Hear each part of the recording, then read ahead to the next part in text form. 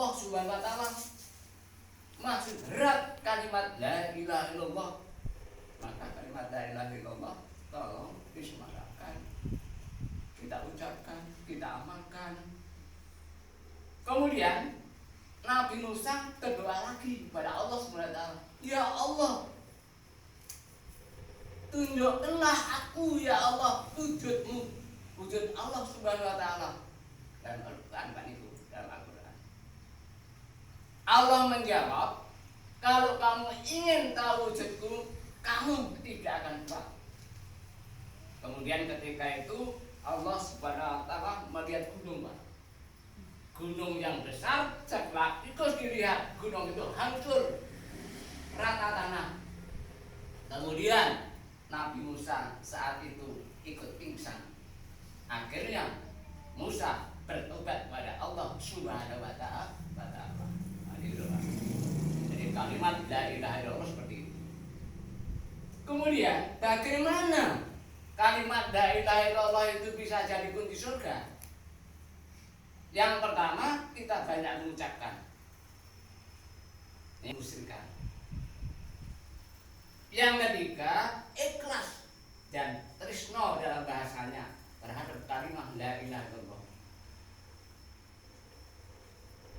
Sekarang kalau dengan sami ucap la ilaha illallah tidak perlu jannah. Ning carane tidak hanya mengucapkan tok. Misalnya 50.000 kali. Kalau dalam bid'ah itu 70.000 kali. Tidak hanya itu, harus terhindar dari kemusyrikan. Contoh kaki, kalau jenengan sami diterus kiai, wis ulama. Nek pikir la ilaha illallah itu sampai berapa ribu, sampai mentulah tolehkan kepalanya. Tapi ketika dia mbake kalau jenengan sami termasuk insyaallah misalnya itu siarah dubur, apa itu ke makam wali dan lain-lainnya, dia minta kepada ahli kubur yang sudah meninggal, itu tidak diperbolehkan. Ya, musyrik. Sahabat ketika Rasulullah masih hidup, dia wasilah kepada Rasulullah, ya Rasulullah, doakan saya murah rezeki, kesehatan dan sebagainya. Tapi setelah Rasulullah itu wafat, pada waktu itu sahabat ditanya, mengapa tidak wasilah terhadap Rasulullah? Karena Rasulullah sudah meninggal. Tidak boleh. Bagaimana caranya? Boleh kita minta doa terhadap paling ulama, boleh. Kalau minta doa boleh. Pak Yai, tolong saya doakan supaya hidup saya tenteram. Boleh Pak, boleh. Minta ini kemusyrikan. Niku dicatat, hati-hati niku. Apalagi kita akan menghadapi satu Muharram. Banyak kebatilan, banyak khurafat, banyak klenik. Jadi sampai klenik, khurafat dan sebagainya itu merupakan otak setan, Pak. Niku otak setan. Siapa orang yang mengamalkan itu, seakan-akan dunia itu segalanya isinya itu setan. Aku laku begini. Kaya medon ya. Disuruh. Nah, kaya medon kae. Pocong, masa dicedeki, ngerti yo tunggak kesandan plastik. Udah malam dia yakin karena klenik. Kucing itu jeges datang. Sampai datang tidak ngerti oh itu suara di tikus. Jadi segala sesuatunya itu dihubungkan dengan lahir klenik. Sakit dihubungke, nikah ke anaknya dihubungke, adu pojok oleh. Padahal sudah ada aturannya. Mukrim itu batasnya berapa, siapa. Niku bantane ngenten waktu. Kadang-kadang ya tradisi wong tua mbiyen. Wong saiki tidak ada wong tua mbiyen apa eneng. Niku kadang-kadang teng niku. Ya. Kita sudah tahu hukum Islam. Tolong. Niku akan melunturi yang mereka kalimat la ilaha illallah. Kalau kita ada banyak tapi insya Allah itu kurang sempurna sebagai kunci daripada surga. Paham Pak nggih? Paham. Tolong niki ikat betul niki. Niki ikat betul.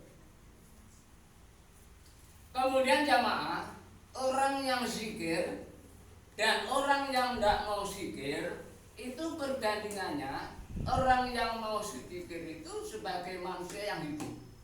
Ini hadis. Orang yang tidak mau berzikir kepada Allah itu bagikan manusia itu yang mati. Jadi hidup dan mati. Kalau awal ingin urip, ayo zikir. Selalu ingat pada Allah Subhanahu wa taala di mana aja, baik itu ucapan, hati dan perbuatan. Usahakan.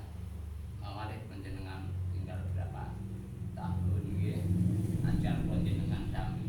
Dadi adat sing kira-kira menyusahkan akan menodai kalimat la ilaha illallah, walaupun itu merupakan adat, walaupun itu merupakan pesan dari orang tua dan sebagainya, ditinggal Pak. Ditinggal. Kemudian jamaah sekalian, yang kedua, pesan Rasulullah yang kedua, aksaru dikroha dimidati. Artinya, perbanyaklah kalian mengingat penghancur kenikmatan, penghancur kelezatan. Penghancur kenikmatan itu apa Pak? Bu, bernetos. Penghancur kenikmatan. Pengingat niku adalah mau. Niku adalah mati. Kita harus selalu mengingat kapan aja selama mata kita berjaga tentang mati, diingat terus. Jamaah, niki kaitan dengan mati. Dua poin kita sampaikan. Setelah jenazah dikubur, peristiwa kurang lebih 5 menit, jenazah itu akan didatangi malaikat. Termasuk panjenengan ya Bu, datangi malaikat, 2 malaikat. Kemudian jenazah itu ditanya oleh malaikat, siapakah yang kamu ketahui tentang Muhammad? Hanya itu aja yang pertama. Sing jawab niku saya gini. Tapi yang jawab itu adalah amalnya. Nek amale baik, dia menjawab Muhammadur Rasulullah. Muhammad adalah utusan Allah. Kalau orang itu jahat, jawabannya aku tidak tahu. Itu aja. Jadi jenazah sewaktu baru dikuburkan itu suara teruntah, suara sepatu dan sendal para tasbih yang mengantarkan itu dia mendengar Pak.